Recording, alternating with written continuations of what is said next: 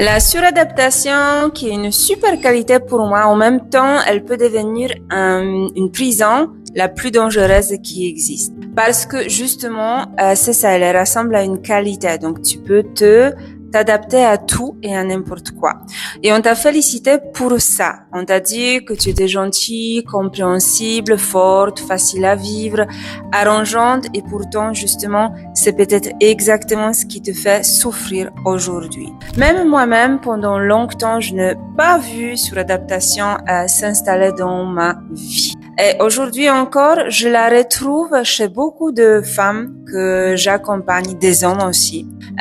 Des femmes qui sont intelligentes, qui sont brillantes, qui sont sensibles, qui sont responsables et qui même ont beaucoup travaillé sur elles.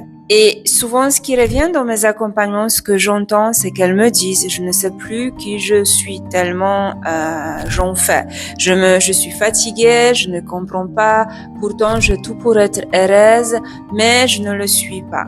Alors ensemble, on commence à explorer. Et très souvent, on retrouve la même chose. Donc, des années de faire attention aux autres, des années d'anticipation, des années à prendre sur soi, à porter sur soi, des années à dire oui, alors que l'intérieur criait non. Donc, des années de trahison de soi-même, si je peux dire ça comme ça. Des années de devenir celle qu'il fallait être pour être aimée, acceptée ou reconnue. Et le problème avec la suradaptation, c'est qu'elle fonctionne.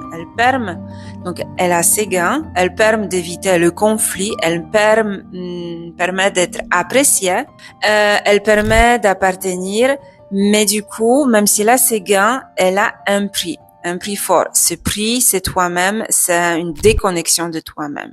Et la plupart des femmes qui se sont suradaptées, elles ne se sont pas perdues de jour à lendemain. Elles se sont abandonnées petit à petit, et c'est à travers d'un mécanisme de, par exemple, dire oui après un oui, dire après un oui après un autre, un besoin de sauver l'autre, jusqu'à ne plus savoir qu'elles veulent réellement. Et le problème n'est pas que tu sais de t'adapter. Comme je l'avais dit, pour moi, c'est une force énorme et c'est pas tout le monde qui peut le faire. Le problème, c'est lorsque ton adaptation devient plus importante que ta propre vérité que tu portes à l'intérieur. Lorsque tu passes tellement de temps à écouter les autres que tu ne t'entends plus toi-même. C'est brouillé. Alors, j'ai envie de te poser une question. Dans quel domaine encore de ta vie aujourd'hui tu es en train de t'adapter, ou plutôt de te suradapter, alors qu'au fond de toi, tu sais déjà que cela ne te convient pas du tout. Alors, si cette vidéo, elle résonne pour toi, écris-moi un petit commentaire, par exemple vrai, ou un message privé.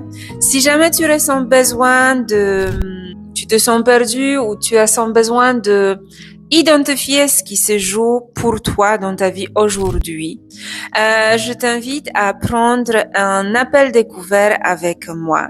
Si jamais tu ne veux pas aller sur des accompagnements encore plus longs, si tu veux goûter le fromage, je t'invite à découvrir une séance magique, une séance de déprogrammation émotionnelle de Deeply. Oui, la séance de déprogrammation émotionnelle énergétique des processus limitants inconscients. Donc le lien, il doit être quelque part dans la bio ou au-dessus de cette vidéo. Une première expérience qui peut mettre en lumière et commencer à libérer ce qui te pousse encore aujourd'hui à t'oublier pour t'adapter. Donc c'est un passage à l'action. Voilà, donc tout est là, tu sais ce qu'il y a à faire, c'est à toi de jouer maintenant.